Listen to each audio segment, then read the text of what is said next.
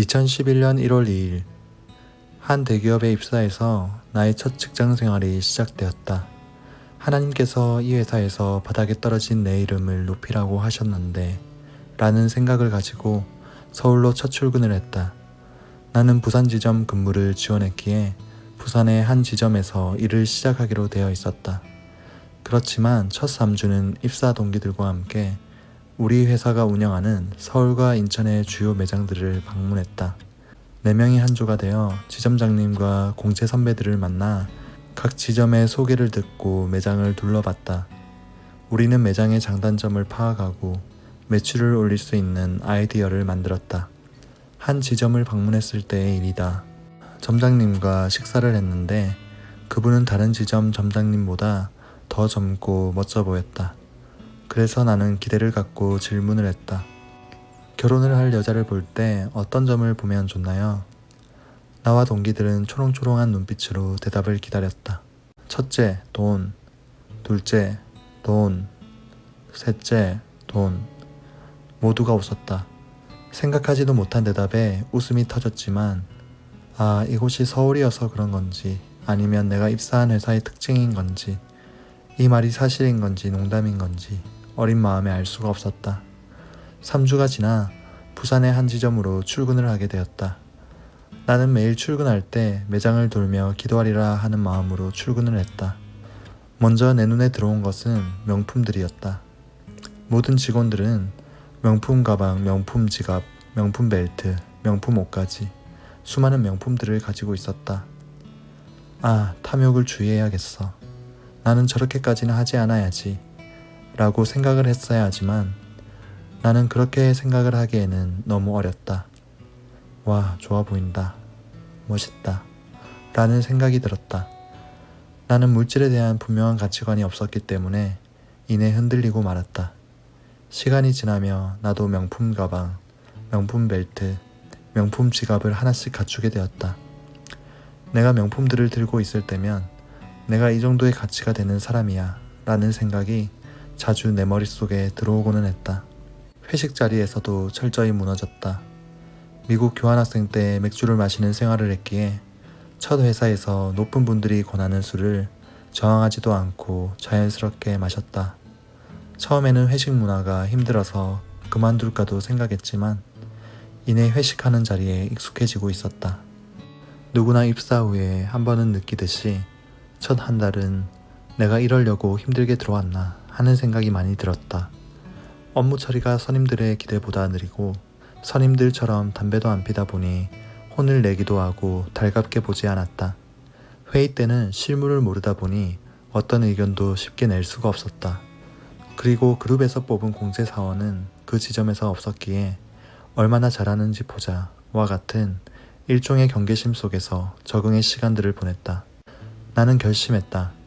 10월까지 이 지점에서 가장 핵심적인 역할을 하는 사람이 되기로. 내가 처음 맡은 업무는 마케팅이었다.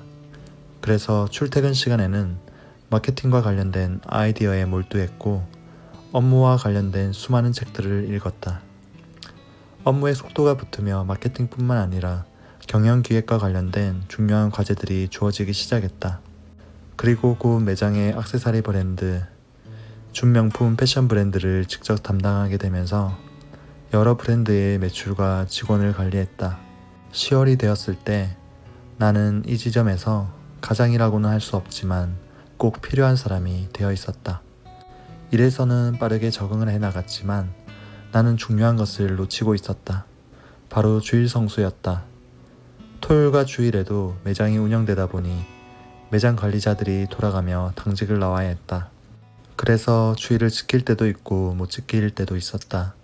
그런데 어느 주일날 매장을 둘러보고 있었는데 내가 담당하는 패션 브랜드의 매니저분이 자기도 크리스천인데 자기는 일을 마치고 교회를 간다고 했다.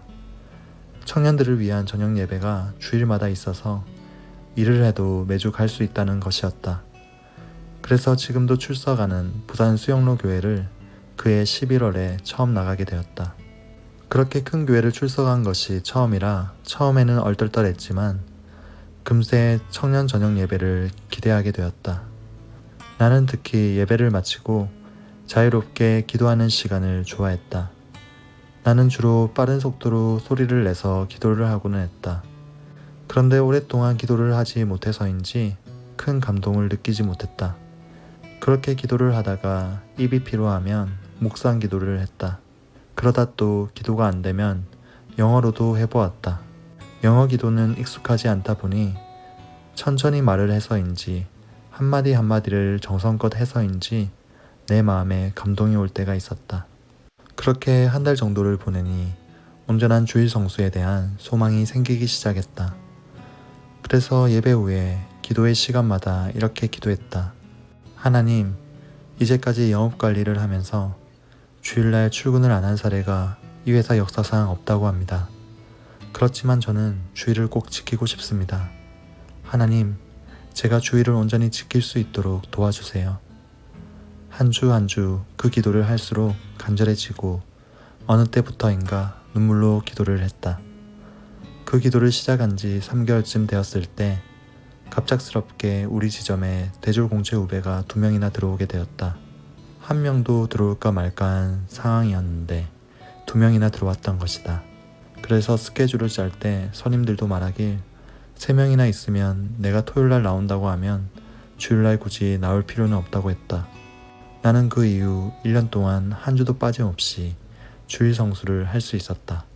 나는 이 일을 통해 하나님께 가까이 가면 마음의 소원을 주시고 그것을 위해 눈물로 기도를 하면 응답하신다는 것을 알게 되었다. 회사의 시스템이 어떠하든 하나님이 원하신다면 어떤 것도 바뀔 수 있음을 알게 되었다. 이 일을 계기로 서서히 주님께로 다시 눈을 돌리게 되었다. 영상이 도움이 되셨다면 구독과 좋아요, 댓글을 남겨주시면 큰 힘이 됩니다. 크리스천 신앙 가이드였습니다. 감사합니다.